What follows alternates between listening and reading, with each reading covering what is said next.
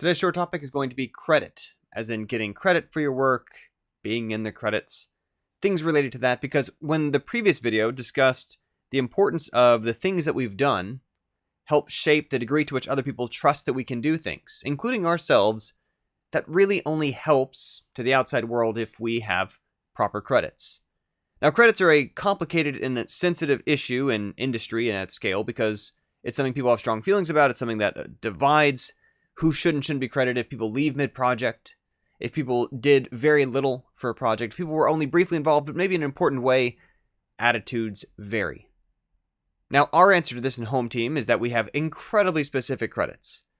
And when I say this, I mean, I literally go through the GitHub history and figure out who did exactly what.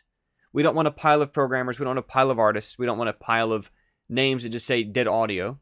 For almost all of our projects, I go in there and I say, programmed this feature, did this level, made that sound effect.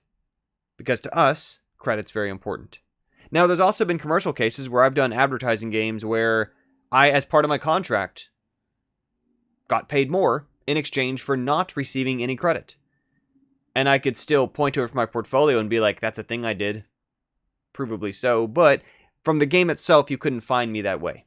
And this is occasionally a deal people make or come to. Even this comes up when we have a publisher or, say, a licensed portal to distribute our game as to whose logo comes up first. And this leads to some confusion among consumers about who made this thing.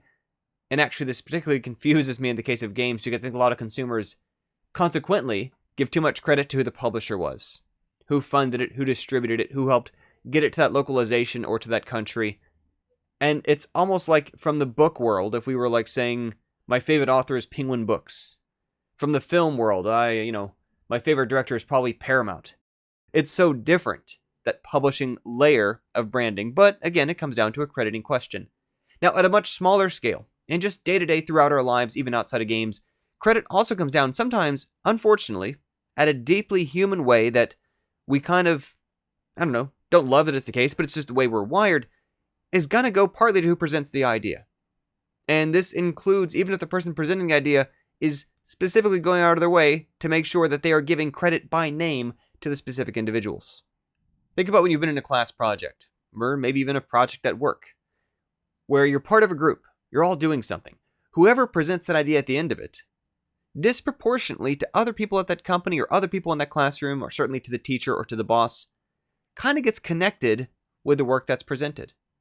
And again, I'm not saying that that's fair the way it ought to be. I'm saying that at a deeply instinctive level, that's whose mouth it came out of. That's who we heard it from.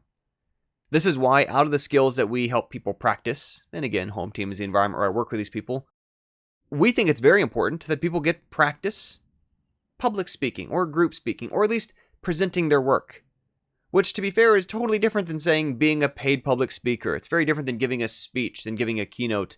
It literally consists of having the comfort, having the fluency, having the kind of, willies out of your system, the butterflies out of your belly, to be comfortable standing up and saying, I'm going to represent this idea speak to the part that I did.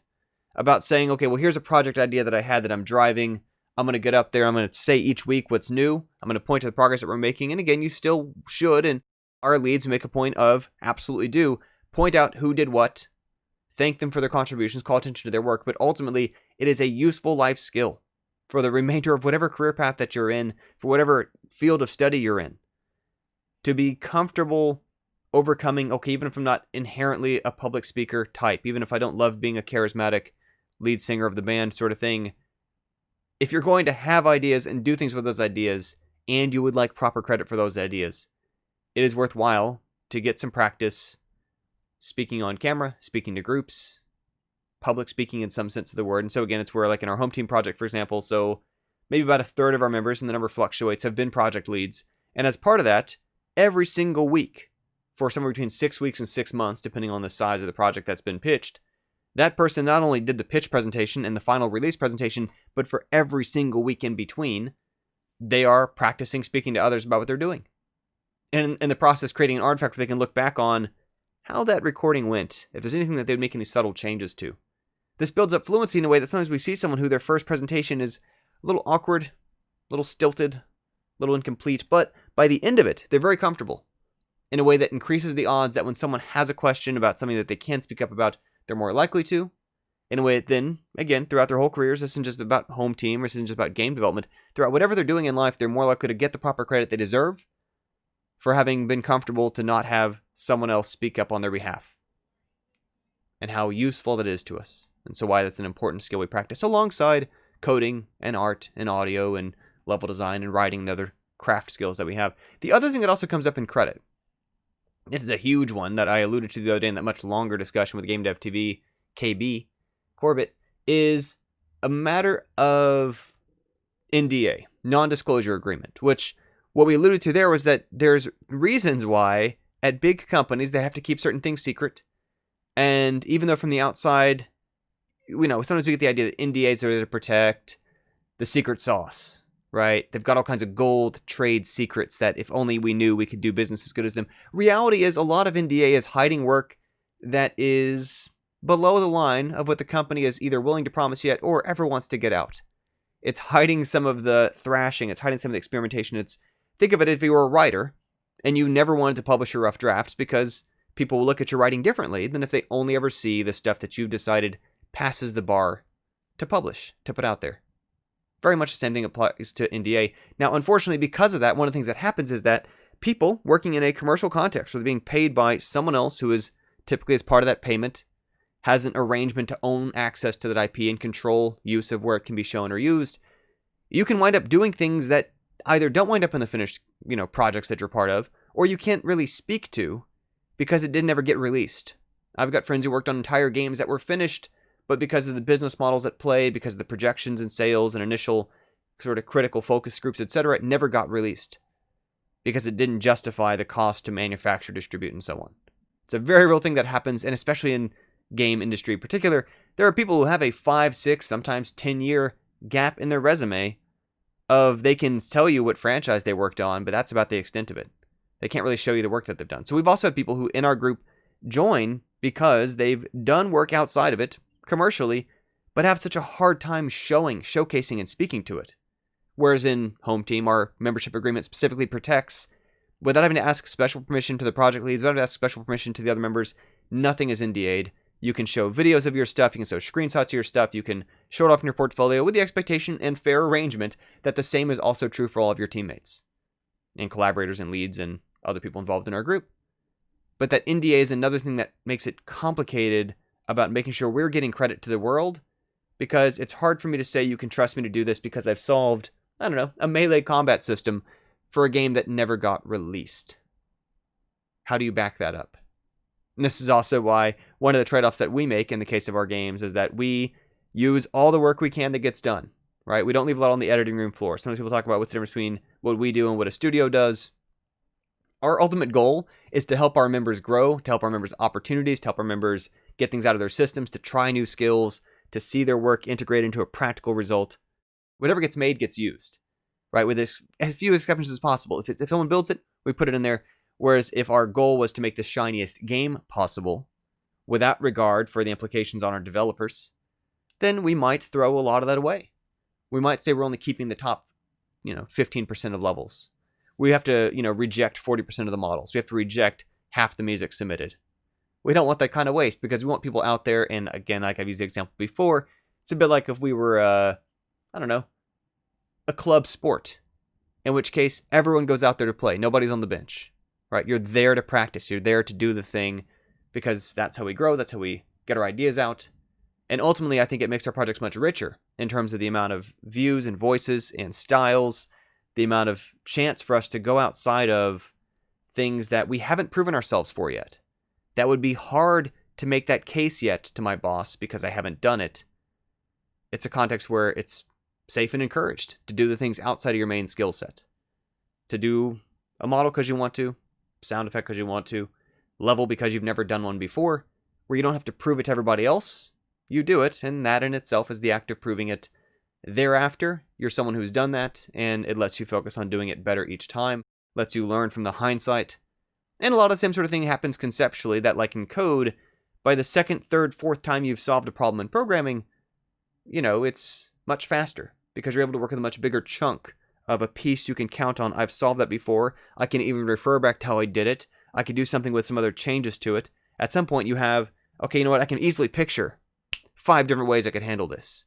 With the trade-offs of the time, the reliability, and so on, the same thing applies to whether it's art, whether it's sound, whether it's levels, whether it's writing, whether it's any other part of the design process. Occasionally when someone's getting ready to pitch a project and they know they're getting kind of new to this side of presenting for the whole group to the rest of our community, they'll ask, well, you're the expert in this, you've led hundreds of these kind of projects and coordinated with other people doing it.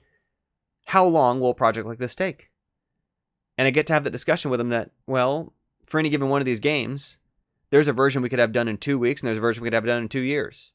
We've decided that the scale and scope at which we're going to operate happens to be between 6 weeks and 6 months, and there's logistical reasons why how that fits into our life paths and natural pivots tends to work. But any project, right, you could scale up or down. And it's a case where once you realize that's what's going on, you get to say over what your priorities are, what you want to be able to get credit for, what you want to be able to show in your personal credits of history, what kind of projects you want to show. And this is also why, again, we put that 6-month cap on it, even though many people, close a lot of pitches closer to 3-4 months, partly because by the end of the year, you're accumulating credits and or games you've released and led, and what a difference it's going to make to be able to have some variety in there, because we didn't have someone just cycle indefinitely 6 years on the same project without something to show. We finish it, we get it out there, we move on to the next thing, because so much of that learning comes from looking back on our own credits and seeing, do I want to do more of that kind of thing? Do I want to take that further that direction? Do I want to continue to dovetail and explore? Am I trying out different stuff? And it's a continuous process for everybody. But it's going to help you the most when you get clear, proper credit for it, when you're in a situation where you're able to practice speaking to the part that you've done. And this also happens where, even though typically it's our leads speaking, we have had cases where someone else in the group, like think of it like almost like a sub-lead, basically owns a whole core feature. You can think of it like sub-produces a whole element. Someone else is really taking care of the level editor or the dialogue system or some other piece of the bigger process. What it comes down to is basically creating opportunity for saying, hey, I'm going to defer over to this other member who's overseeing this part. Do you have some comments you'd like to add about your level, your space, your feature, your editor, the thing that you've been doing? Because not all this fits in one person's head. That's where, if it did, it wouldn't really be making full use of the power of the team. Credit's very important. Make sure you're keeping an eye out for, if you're ever in a contract arrangement with a bigger company, that it says right there in the contract that you have to be credited for it. So no matter what else changes, you get appropriately credited. This has been an important part for me of my my highest profile games, which maybe I was young and didn't have a lawyer to be able to sort out some things as well as I hoped I did. I at least made sure I had my name credited in it, and that helped get me a lot of other deals in a way that if I had not fought for that, if I had not made that a point up front to negotiate, I would have been in a major loss, because credit's important. Specific credits, being comfortable speaking up for your ideas to make sure that someone else isn't getting credit for your work, thanking others, that when you are the one who is speaking on behalf of others, making sure you are as best as you can, pointing out the other names, pointing out all the different people involved, making sure each person's getting acknowledgement for their contributions. And then lastly, paying attention to making sure you're doing some things that are outside the bounds of what lives behind an NDA. What is trapped in such a way it's going to be difficult to either show off in your portfolio, tell the story of, or maybe even ever speak to in detail if a game, for example, doesn't get released, which sometimes is outside of anyone's control, right? That's one of the weird, scary things about the scale of operation, is that it doesn't even always mean in a commercial context that anybody did anything wrong. It could just be a shift in the marketplace, shift in platforms, change in IP holder, all kinds of bizarre factors come into play. Why it's valuable to make sure you're continuing to grow and build your story, tell your portfolio progress, partly through games you're doing that have no NDA attached, or ideally you're under some arrangement with your peers, like the membership agreement in Home Team Game Dev, so that whatever you do can be properly demonstrated, shown off, shown from every angle, discussed in detail, talked about your process, heck, showing behind the scenes process steps, right? That's the thing we make easy to do. We've had a few artists do that, a few programmers do that. That in a commercial context, you have to go through their PR pipeline to get approval on what old sketches you can or can't show.